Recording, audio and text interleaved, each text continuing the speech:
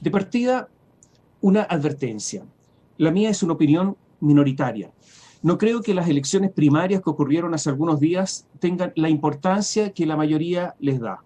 Me parece que tienen mucho menos trascendencia de lo que se dice. Ahora, está bien porque ratifica lo que ya sabemos, que las antiguas clases políticas están en retirada, de ahí la derrota de Joaquín Lavín e incluso el desastre de Daniel Jadwe, en la ratificación de la caída de los partidos políticos y que ese asunto de la capacidad organizativa que tienen y ese movimiento de base y control territorial es solo un mito. Pero eso lo sabemos, es solo una ratificación. Lo que ha ocurrido con las primarias entonces es que hemos seguido viendo un proceso imparable en el país. La derecha estaba, imagínense ustedes, feliz porque logró acarrear más de 1.340.000 votos cuando las previsiones eran 800.000. Lavín estaba descompuesto, la UDI estaba pesadumbrada, pero el llamado sector sacaba cuentas alegres. Es un poco bobo, un poco tonto, porque compitieron entre ellos. Lo malo para la derecha es que solo esa oposición, o sea, la oposición de la izquierda más radical, sacó 1.750.000 votos y queda toda la otra oposición, la unidad constituyente. Y lo malo también para la derecha es que Boric y Jadwe, por separado, sacaron más votos que Sebastián Sichel, aunque la votación de la derecha se dividió en 4. Parece obvio que las posibilidades de la derecha de mantenerse en la presidencia con Sichel son bastante escasas. O sea, las primarias, más allá de ratificar la caída de los partidos de la derecha y de la vieja guardia representada por Lavín, no indicaron nada nuevo.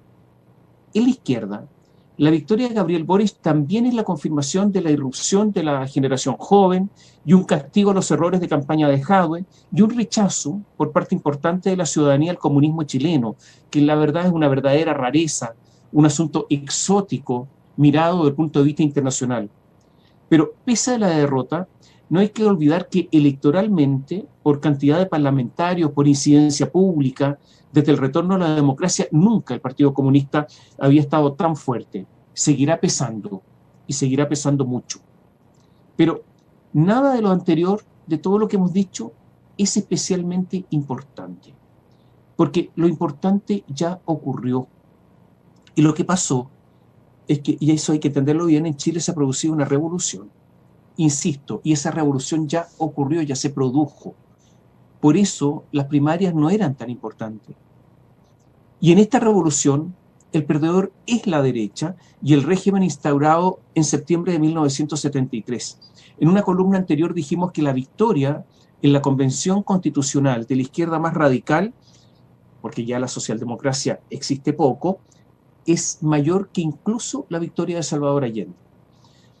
La de Salvador Allende fue una victoria electoral, devenida en derrota posterior. Hoy la izquierda ha logrado una gigantesca victoria cultural.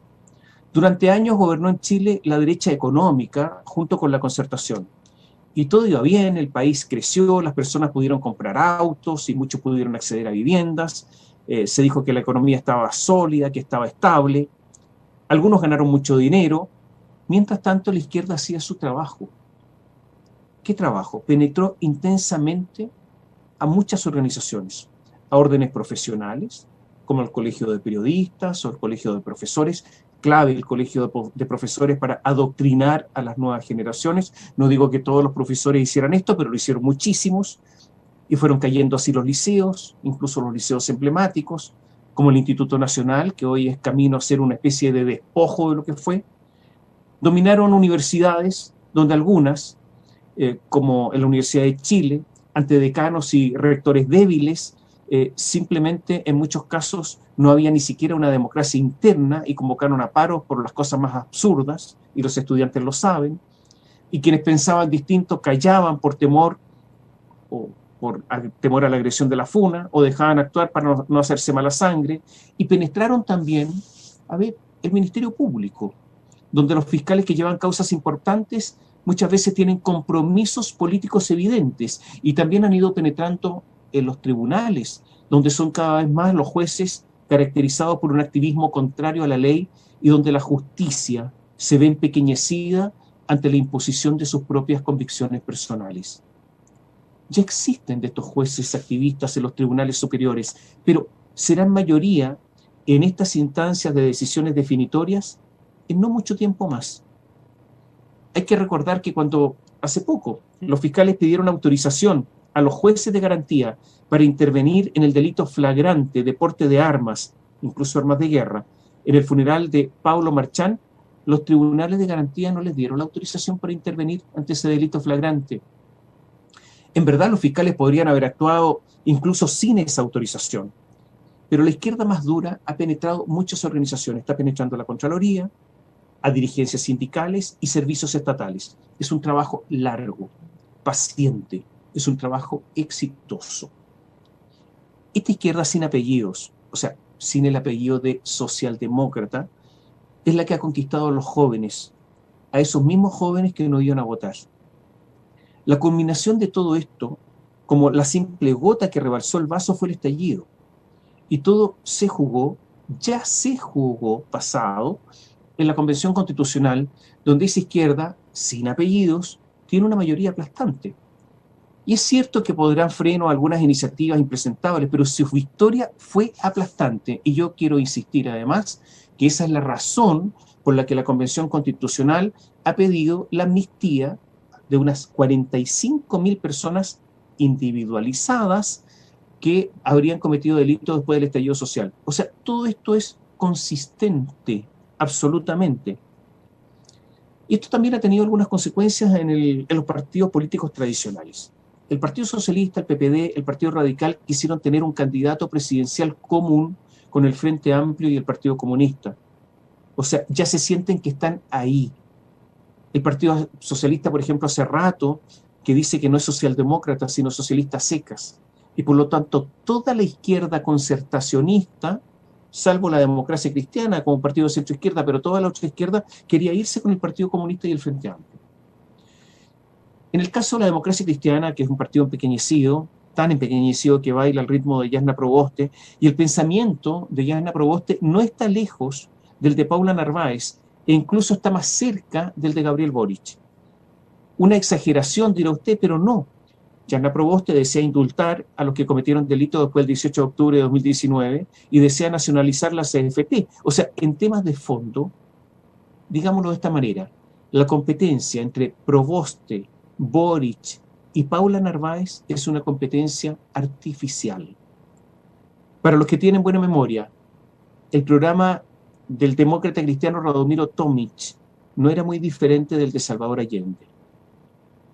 Dicho todo esto, ¿se da usted cuenta que la revolución ya se produjo, que la Convención Constitucional ya existe con el compromiso o con la composición que tiene y que varias candidaturas no son muy distintas y lo probable es que alguien de oposición, Proboste o Boric, será el próximo presidente?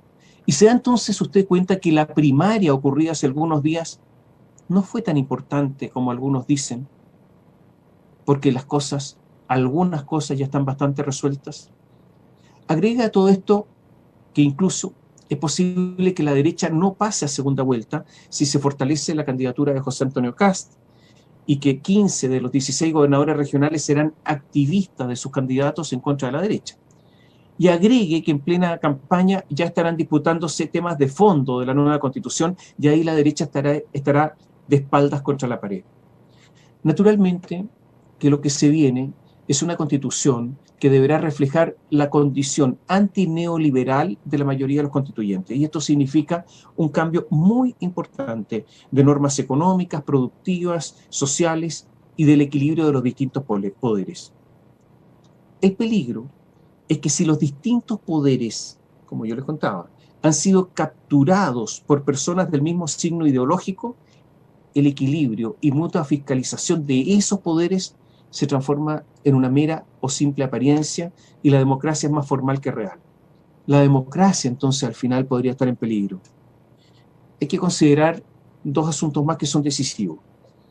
El primero, Chile va a enfrentar una grave crisis económica, una crisis económica muy importante. Esto es ineludible, es imposible que no ocurra. Con el déficit público desbordado en estos instantes, con la falta de ahorro, con la falta de inversión, con un crecimiento potencial bajísimo, con personas sacando dinero al exterior, con anuncios de aumentos fuertes de impuestos, lo que desincentiva además la inversión, porque no se sabe exactamente cuánto aumentarán los impuestos, podemos estar en una situación muy compleja en poco más de un año más. Naturalmente, con el Estado sin ser capaz de responder a las promesas del gobernante de turno, además. O sea, sin un peso. De hecho, el crecimiento ni siquiera alcanzará para pagar los intereses de nuestra deuda. Una situación inédita y que será muy dolorosa para muchos, acostumbrados a un país que creció 30 años y que logró, aunque en forma desigual, logró tener el segundo ingreso per cápita de América Latina y un acceso a la educación, incluyendo la universidad, que ni siquiera se soñaron otras generaciones. La frase no son 30 pesos, sino 30 años, es una frase de la Revolución Chilena que solo refleja los muchos problemas que ha habido, pero que esconde los muchos avances que se han producido. O sea, es una gran media mentira. Hay parte de verdad, pero una gran media mentira. Solo para comparar, la pensión mínima en Argentina en estos instantes es de 95.000 pesos chilenos. La crisis económica solo será sostenible por un tiempo si es que se toman el gobierno de turno las platas de la AFP. Justo la redacción de la Constitución será antes de que aterrice esta crisis inevitable. La pregunta es cómo reaccionará la ciudadanía ante la crisis económica. ¿Más Estado? ¿Más polarización o grieta? ¿Un intento de volver al régimen anterior? Yo lo último, es que se vuelva al régimen anterior, lo descarto, ya que solo será eso, un intento. Volver atrás será imposible. No habrá condiciones normativas, porque habrá otra constitución. No habrá condiciones macroeconómicas. Las AFP juegan un rol macroeconómico fundamental y eso ya no existirá. Los males endémicos de la economía chilena, como la baja productividad, la conflictividad creciente, no se solucionarán. Y se requeriría, para volver a un régimen anterior, a un esfuerzo, a un rigor, a un trabajo para la generación siguiente que choca con el inmediatismo actual. No sé lo que va a ocurrir con la crisis económica que viene, pero de que viene, viene. El segundo punto es el narcotráfico. Chile ya es el tercer exportador de droga de Latinoamérica a Europa, el tercero. Somos muy importantes en eso. Hay en Chile poderosas organizaciones, muchísimos recursos económicos y logísticos, soldados armados, organizaciones con capacidad para corromper que han permitido esta operación enorme que opera día a día. Todo esto ante la ceguera de policías, fiscales, jueces, de la inteligencia, ante la ceguera del servicio de aduanas, porque todo sale prácticamente en su totalidad a través de los puertos. Un poder que está infectando a los otros poderes. Hay gente que sabe, que me ha dicho que estamos a punto de la frontera del no retorno con el narcotráfico. Yo no veo a ningún candidato, a ninguno hablando de esto. Es como si el asunto no existiera. Dicho todo esto, ¿se da usted cuenta que las primarias tan cacareadas no fueron tan importantes?